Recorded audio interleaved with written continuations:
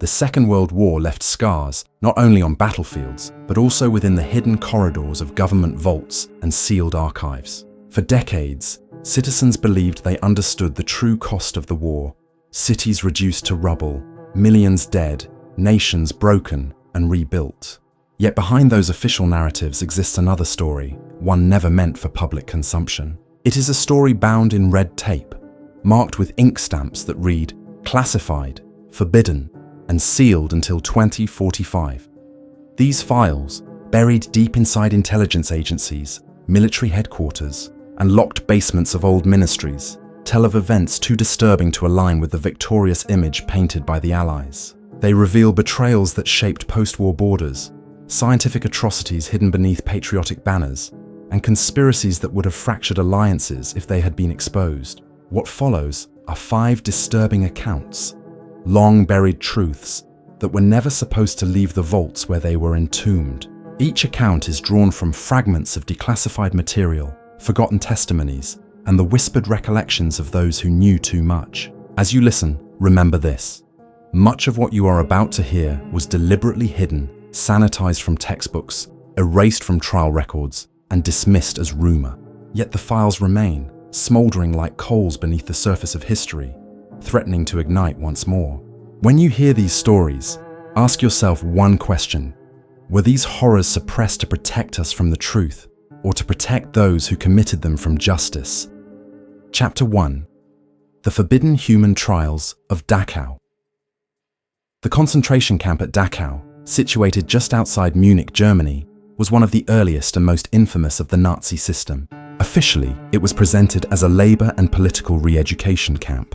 In reality, it was transformed into a laboratory of suffering, where human beings became unwilling test subjects in experiments that would later haunt Allied intelligence services. Between 1942 and 1945, Dachau housed a special research division overseen by the Luftwaffe and SS physicians. Their orders, signed under the authority of Heinrich Himmler, authorized experiments intended to test the limits of the human body in conditions expected by German pilots and soldiers. These experiments were conducted in sealed chambers, submersion tanks, and makeshift laboratories. The files, stamped with the insignia of the Waffen-SS Medical Corps, bore the chilling classification Geheime Reichssache, Reich secret matter. One of the most infamous of these programs was the hypothermia experiment. Prisoners, often chosen from Soviet POWs or Polish resistance fighters, were forced into ice water tanks, sometimes outdoors in freezing weather, sometimes in controlled chambers cooled to sub-zero temperatures. SS doctors such as Sigmund Rascher meticulously recorded the time it took for victims to lose consciousness, to convulse, and eventually to die. Autopsies followed, conducted immediately to observe the effects of prolonged freezing on organs. Rascher himself reported to Himmler that the data might save the lives of our Luftwaffe pilots who fall into the North Sea. The tone of the documents was clinical, detached, reducing the agony of the subjects to numbers and physiological notes. But this is where the disturbing truth begins to twist further. After the collapse of Nazi Germany, these reports did not vanish with the Reich. Instead, they were seized by American intelligence during Operation Paperclip, the program that recruited German scientists and engineers for US projects. Rather than being destroyed as evidence of crimes, the Dachau hypothermia data was quietly studied by American military doctors in Washington. A report classified under USAF Arctic Survival Program 1947 directly referenced Dachau results. The Pentagon argued that despite the inhumanity of their origins, the findings provided unique insight into cold exposure that could not be replicated ethically. Thus, information born of torture became embedded in survival training manuals for American airmen. Dachau was also the site of altitude experiments. Prisoners were placed in pressure chambers designed to simulate the high altitudes experienced by pilots in unpressurized aircraft. Victims suffocated as oxygen levels were gradually withdrawn. Their spasms, seizures, and moments of brain hemorrhage were documented in gruesome detail. The official justification was to prepare Luftwaffe pilots for the high-altitude bombing campaigns. Once again, when the war ended, these records were not discarded. US Army Air Force's medical researchers quietly reviewed them as America pushed forward into the jet age. The data was used to establish guidelines for pilots flying at extreme altitudes, including the very first astronauts in the 1960s, though any direct acknowledgement of their origins was systematically erased. The files also reveal chemical exposure trials. Mustard gas and phosgene were tested on inmates, applied to their skin, or released in chambers. The goal was to understand not just lethality, but also how long soldiers could remain functional after exposure. Inmates screamed as their lungs filled with fluid or as their flesh blistered. Yet the trial documents, later seized by the US Army Chemical Corps, were locked in Fort Detrick's archives. A declassified memo dated 1952 admitted, certain Dachau protocols may inform protective gear development. This revelation shows how wartime atrocities were sanitized into military assets, once in Allied possession. Perhaps most chilling is how easily perpetrators were absorbed into Allied structures. Dr. Hubertus Strughold, a Luftwaffe physician linked to Dachau research, became known in America as the father of space medicine. He was granted a prestigious role in the US Air Force School of Aerospace Medicine. His name later appeared in NASA programs, his past quietly buried beneath glowing reports of his contributions to American science. Only decades later did investigators rediscover his wartime links, but by then his reputation was already institutionalized.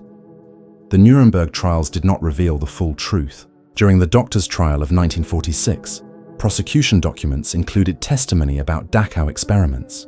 Yet several reports directly linking the experiments to post-war Allied programs were deliberately suppressed. Judge Walter Beals noted that certain files are deemed of military necessity and will remain sealed. This was not simply an oversight, it was an intentional act of concealment. The logic was simple. Exposing the full breadth of what had been absorbed would undermine American moral authority and damage trust in scientific progress during the Cold War. The surviving prisoners who testified were largely ignored after the war. Many described the sound of men drowning in ice tanks or the sight of bodies stacked outside the altitude chambers. Yet their voices were drowned out by a narrative that prioritized rebuilding West Germany as a bulwark against Soviet expansion. The Dachau data was too valuable, the scientists too skilled, and the Cold War too pressing. Justice became negotiable. In 1990, fragments of these reports began to resurface when American journalist Linda Hunt obtained portions of the paperclip files through the Freedom of Information Act. She uncovered references to Dachau, studies in Pentagon survival manuals, but large portions of the documentation remain sealed, marked with release dates far into the 21st century. Some pages are so heavily redacted that only single words remain: exposure, pilot, death. Families of the victims have long demanded a full disclosure, but both US and German authorities remain reluctant to release the complete archives. The Dachau human trials thus occupy a shadowed corner of history. They reveal not only the cruelty of the Nazi regime, but also the uncomfortable willingness of Allied powers to exploit atrocity for strategic gain. Science born of suffering was not discarded. It was institutionalized, integrated into programs that would shape the Cold War and even the space race. The victims were erased from the narrative, reduced to anonymous data points in military reports. Their cries were converted into charts, their deaths into numbers. The files remained sealed, their existence whispered about but never fully confronted. When we look at the legacy of Dachau's forbidden trials, one truth becomes clear. The boundary between justice and expediency blurred in the aftermath of the war. Governments spoke of moral righteousness, yet behind closed doors, they catalogued and archived horrors too useful to ignore. The documents that survive serve as grim reminders. The line between knowledge and complicity is thinner than we would like to believe. In the end, Dachau was not just a place of imprisonment, it was a warning, buried in classified files, that science without humanity becomes nothing more than organized cruelty, legitimized by secrecy and silence. Chapter 2: Stalin's Secret Pact with the Reich. The official history of the Second World War often emphasizes the suddenness of Operation Barbarossa, Adolf Hitler's invasion of the Soviet Union in June 1941. The narrative portrays Joseph Stalin as betrayed, caught unprepared by a treacherous German partner. Yet in classified Soviet and German archives, now partially declassified, there exists another story, one that was deliberately obscured during the war and manipulated throughout the Cold War. The Molotov-Ribbentrop Pact of August 23, 1939, is widely known for its secret protocol dividing Eastern Europe into spheres of influence. But the sealed annexes and intelligence cables, hidden for decades, reveal that this agreement was not simply about territory. It was about active collaboration, political, economic, and even military, between the world's two most brutal dictatorships. The main treaty was signed in Moscow by Soviet Foreign Minister Vyacheslav Molotov and German Foreign Minister Joachim von Ribbentrop.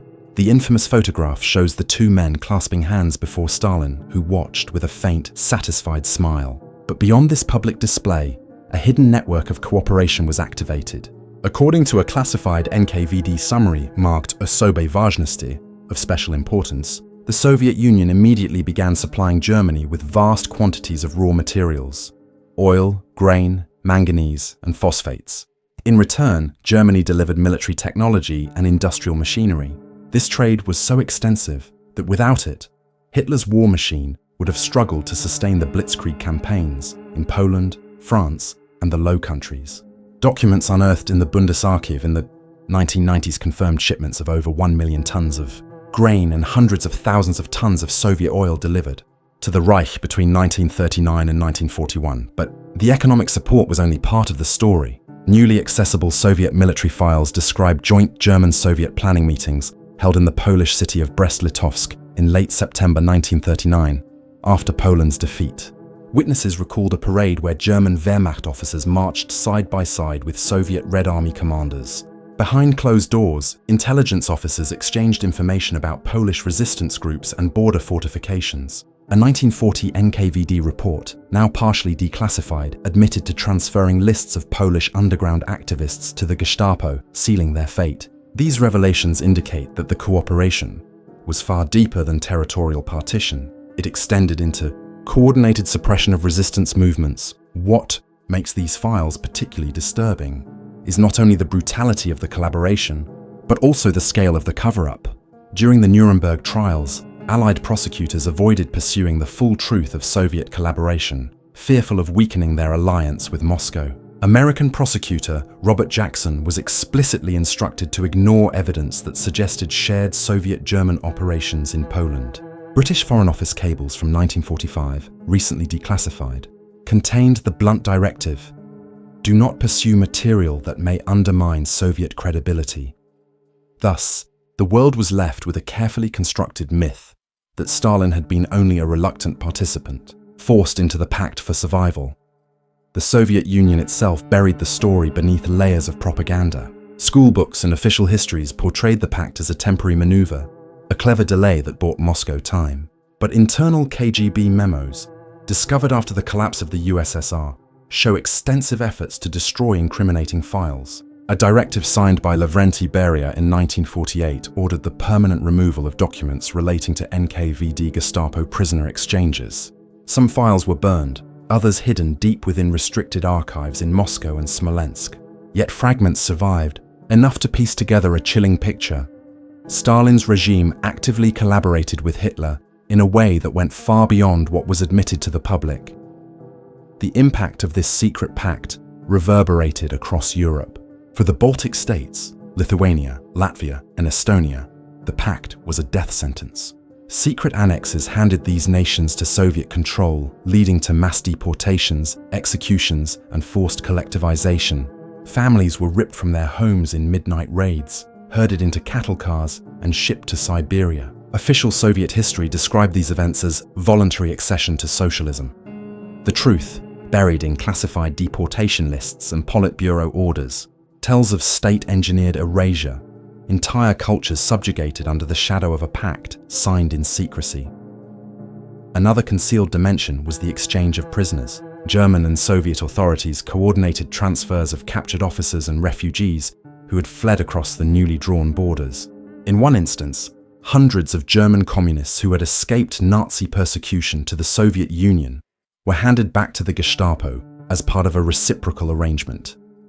Many were executed or sent to concentration camps. Soviet records describing these transfers were locked away until the early 1990s, when a handful of researchers were allowed brief access before the files were resealed.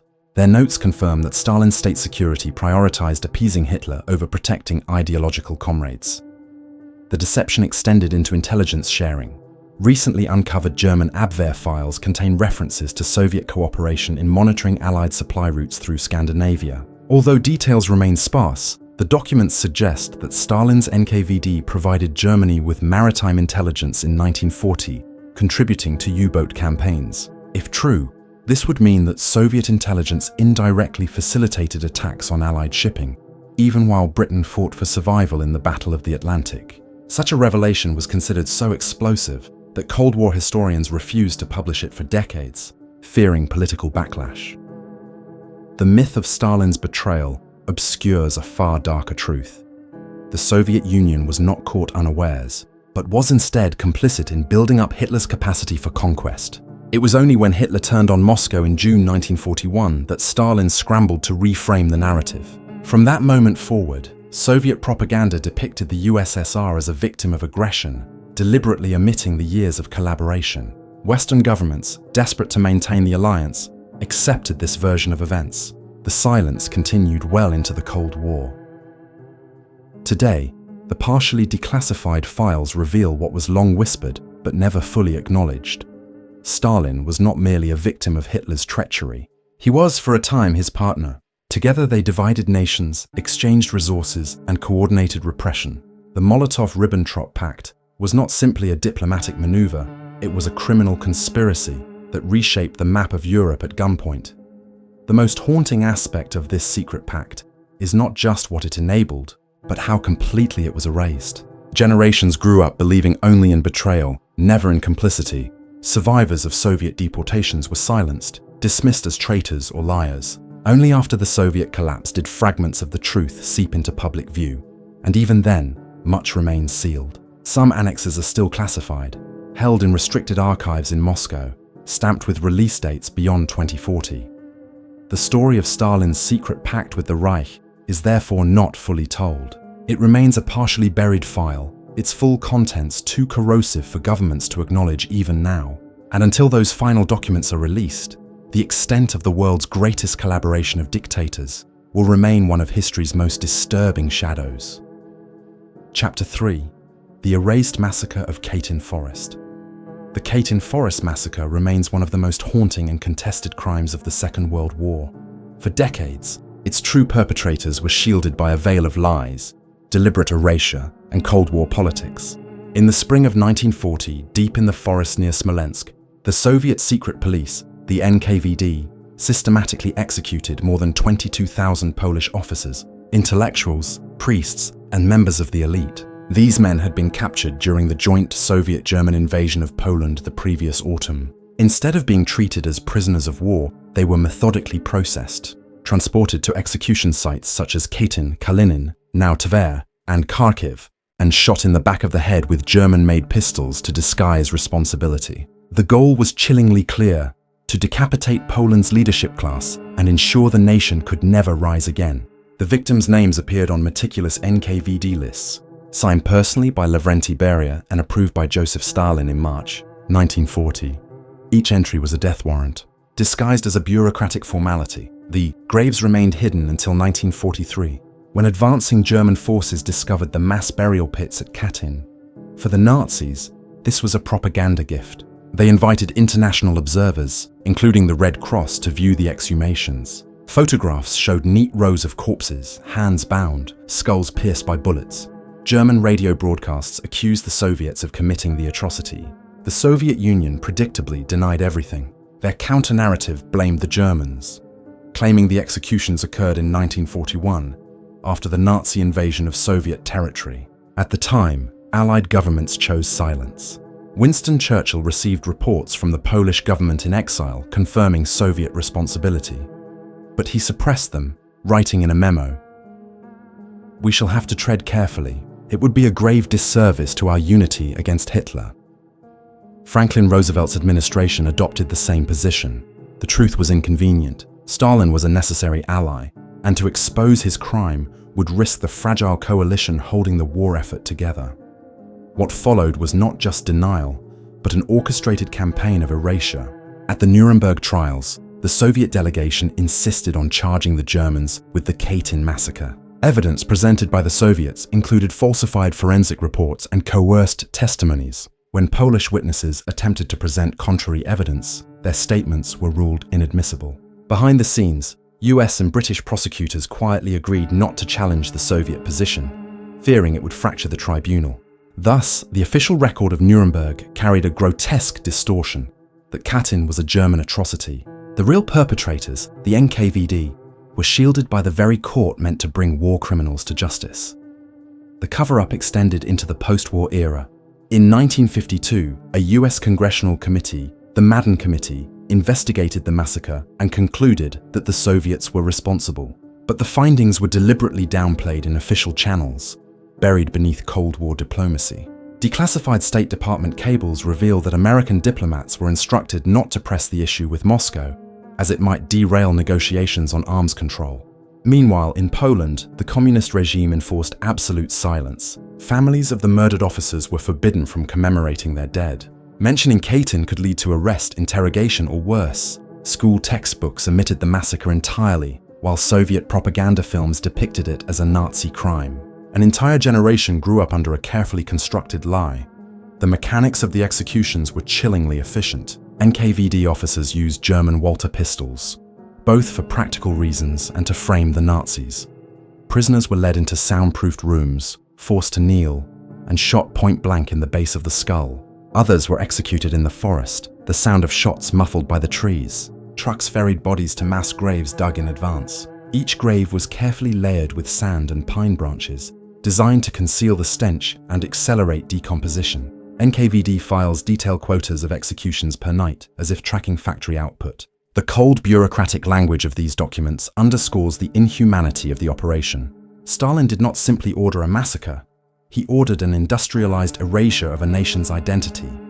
For decades, survivors and exiled Poles fought to keep the truth alive. Organizations in London and Chicago collected testimonies from families and published samizdat books recounting the massacre. Yet these accounts were dismissed as anti-Soviet propaganda. It was not until the late 1980s, under Mikhail Gorbachev's policy of glasnost, that the Soviet Union began to crack open its archives. In 1990, Gorbachev finally admitted Soviet responsibility, handing over copies of Beria's execution orders to the Polish government. The admission was groundbreaking, but incomplete. Thousands of related files remained classified, locked in the presidential archive in Moscow.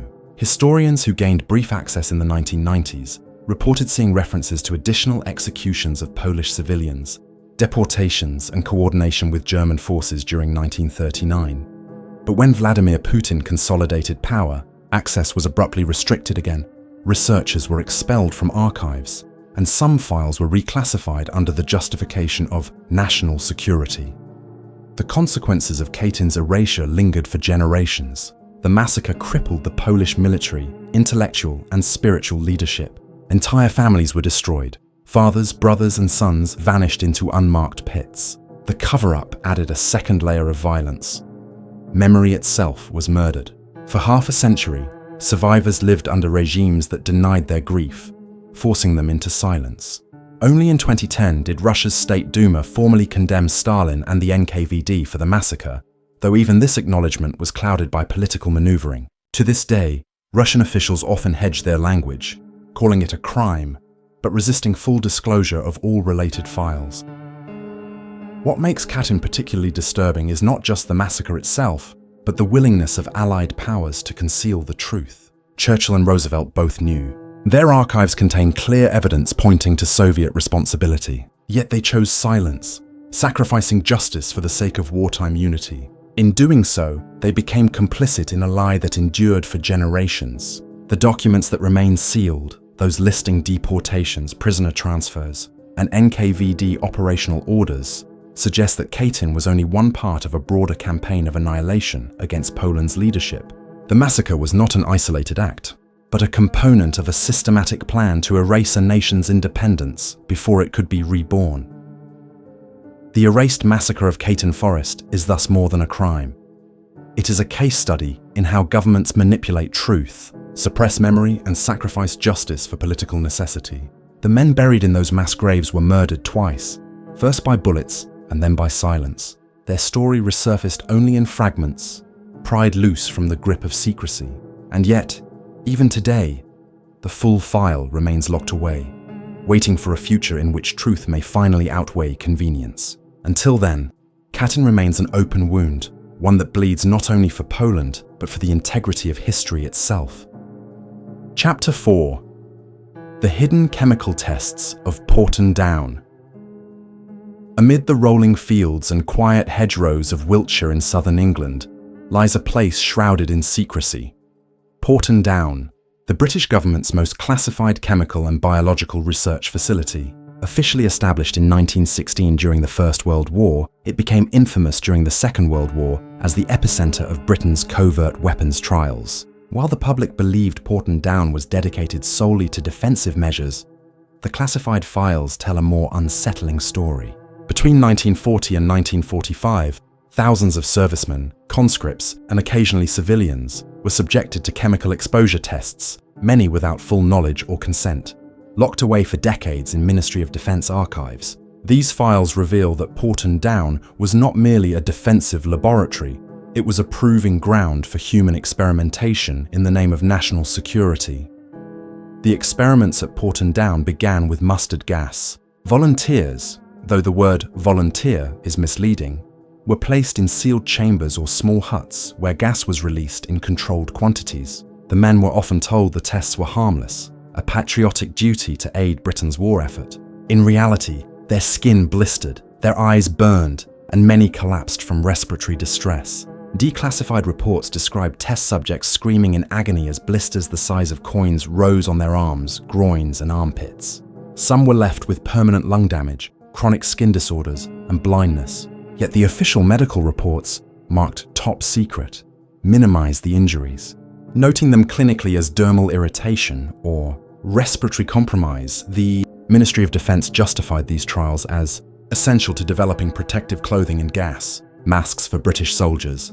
More disturbing were the phosgene and lewisite trials. Phosgene, a suffocating gas that caused fluid buildup in the lungs, had already killed tens of thousands during the First World War. At Porton Down, soldiers were deliberately exposed to varying concentrations to measure how long they could remain functional before collapse. In some cases, researchers withheld medical treatment to observe the progression of symptoms. A 1942 file labeled "Evaluation of Battle Readiness Post-Exposure" describes how subjects were ordered to walk, run, and lift objects until they physically could no longer continue. The reports read like a grotesque endurance test, ignoring the long-term consequences of chemical scarring and internal organ damage. The secrecy extended beyond the experiments themselves. Many servicemen were ordered never to speak of their participation.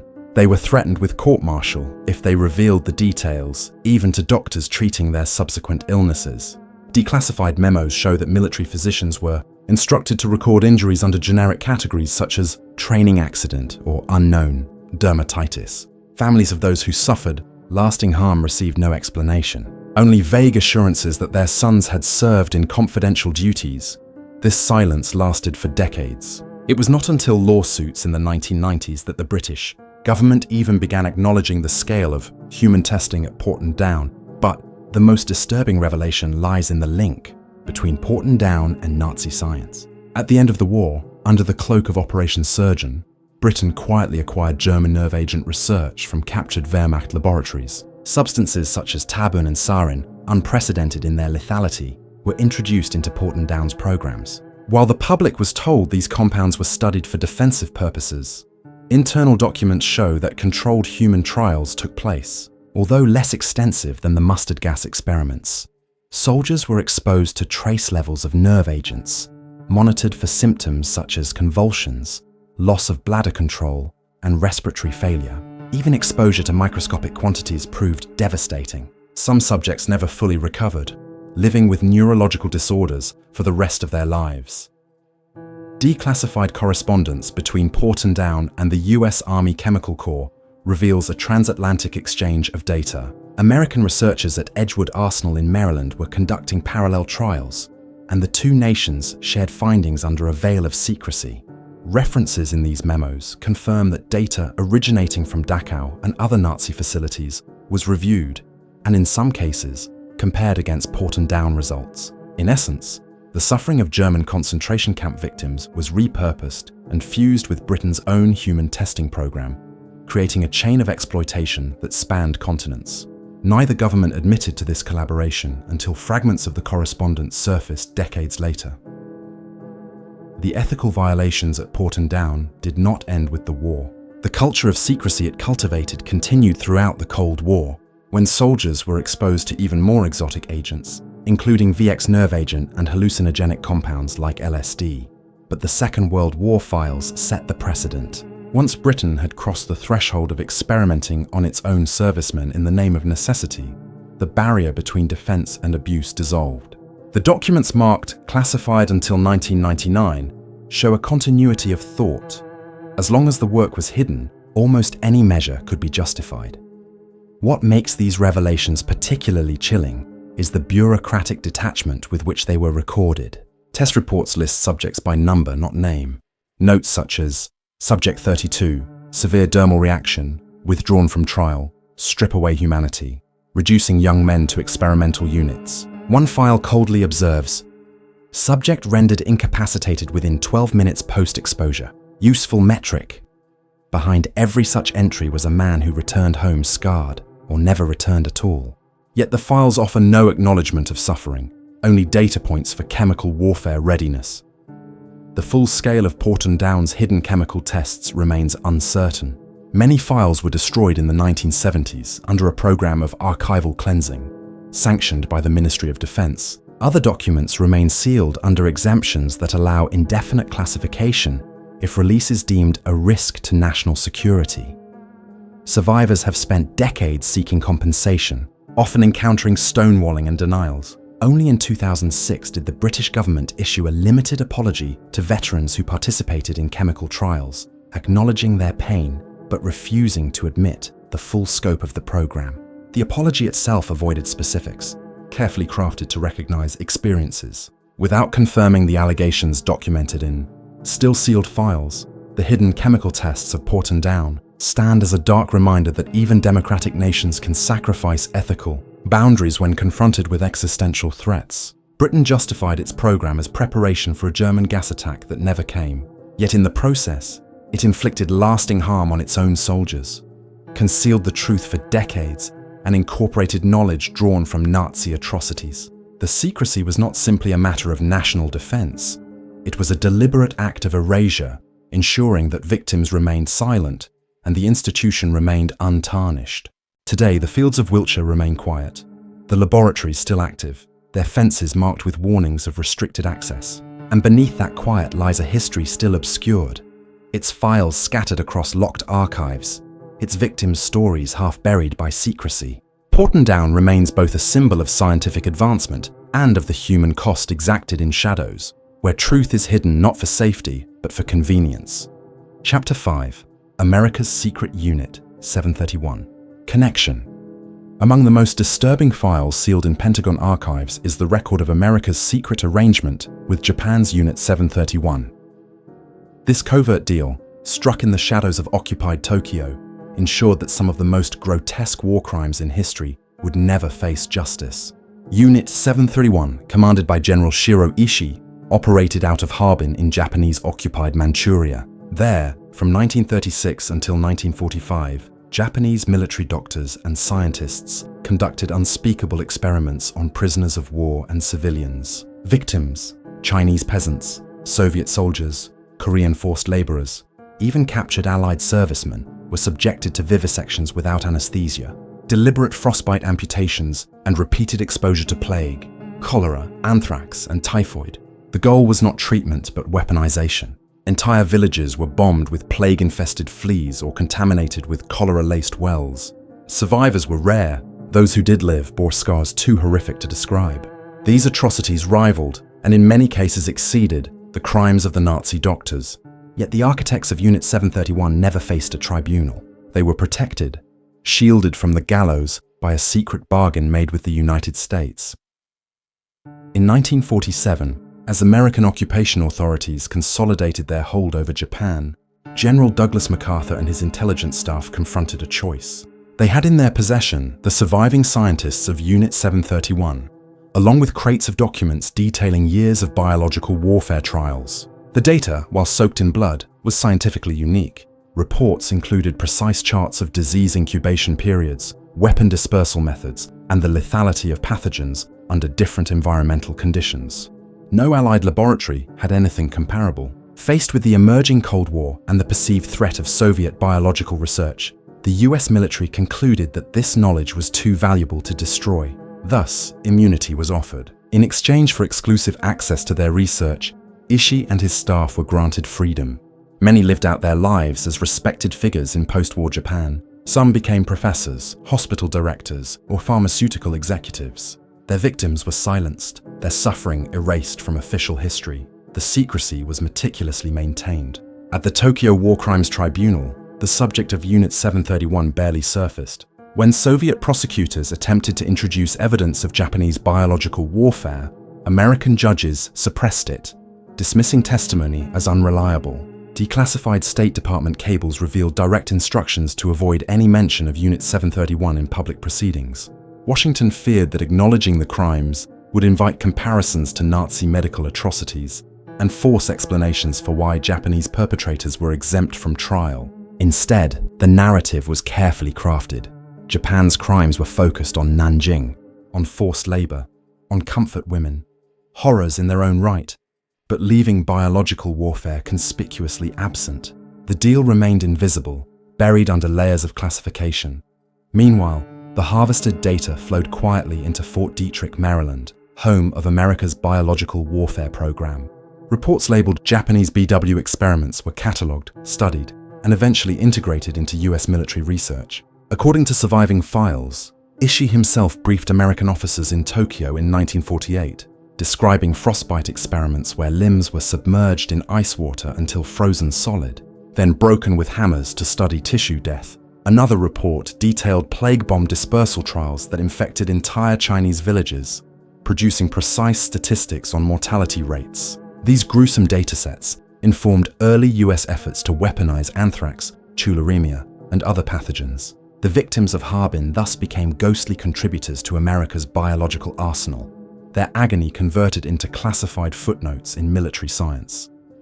The decision to protect Unit 731 had long-term consequences. By sparing Ishii and his men, the US signaled that wartime atrocities could be erased if they yielded useful intelligence. This precedent echoed Operation Paperclip, where Nazi doctors and scientists were recruited into American aerospace and weapons programs. Yet in the case of Unit 731, the crimes were even more grotesque, the victims' suffering even more visceral. Still, justice was sacrificed for expediency. Survivors who attempted to speak out in China or Korea were dismissed as liars or silenced by governments unwilling to confront Washington. For decades, their stories circulated only in whispers, while official US histories of biological warfare avoided any mention of Japanese sources. Only fragments of the truth surfaced in the 1980s and 1990s, when declassified documents confirmed that American authorities had indeed struck a deal with Ishii. A 1947 memo from General Charles Willoughby, MacArthur's intelligence chief, explicitly recommended granting immunity in exchange for research data. His justification was chillingly pragmatic. This information is unique and cannot be obtained elsewhere. The value to the US is of such magnitude as to justify immunity. No acknowledgement of justice, no recognition of the victims, only the cold calculus of strategic advantage. When these documents became public, they caused outrage among historians and survivors' families.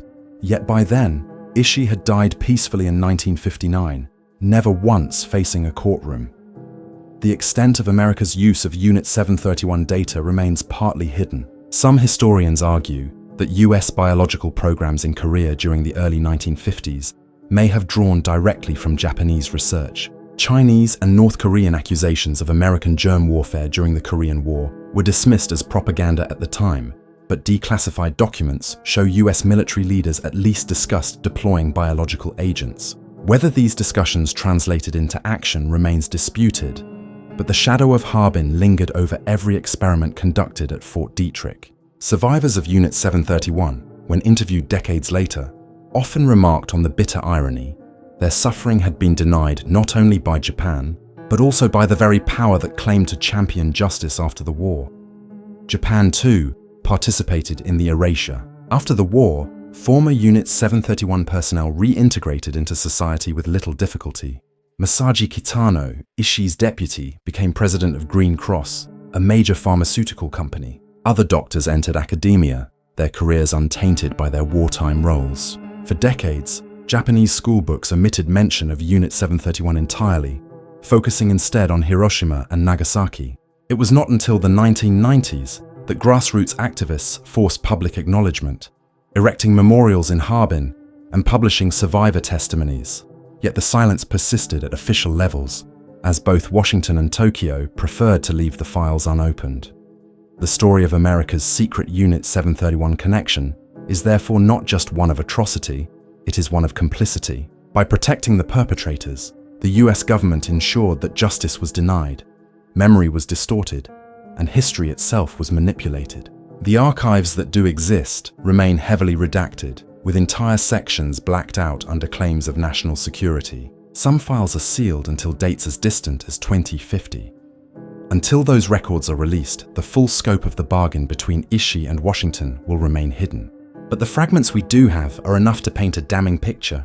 The cries of victims echo through the documents, not as testimonies, but as clinical data points, heart rate charts, infection curves, mortality percentages. Their humanity was stripped away, first by Japanese doctors, then by the silence of those who chose secrecy over justice.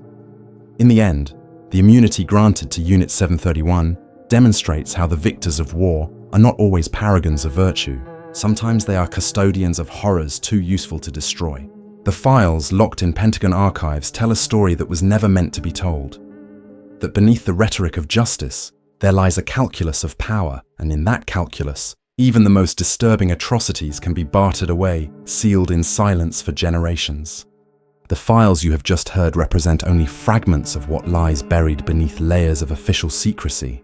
Each chapter Dachau's human trials, Stalin's forbidden pact, the erased massacre of Katyn, Porton Down's chemical experiments, and America's connection to Unit 731, forces us to confront the uncomfortable reality that World War II's legacy is far darker than the sanitized stories told in classrooms and commemorations.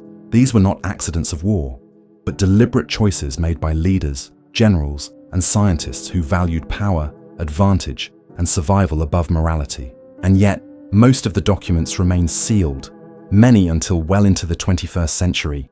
Their release delayed again and again under the guise of national security. What is being hidden from us even now? Were there other secret agreements, other hidden massacres, other experiments too horrifying to record? History's greatest war was fought not only with bombs and bullets, but also with betrayals, silences, and classified files. As these secrets slowly surface, they challenge us to question everything we thought we knew about victory, justice, and the cost of truth. What will the next unsealed archive reveal? And when it does, will we be prepared to face it?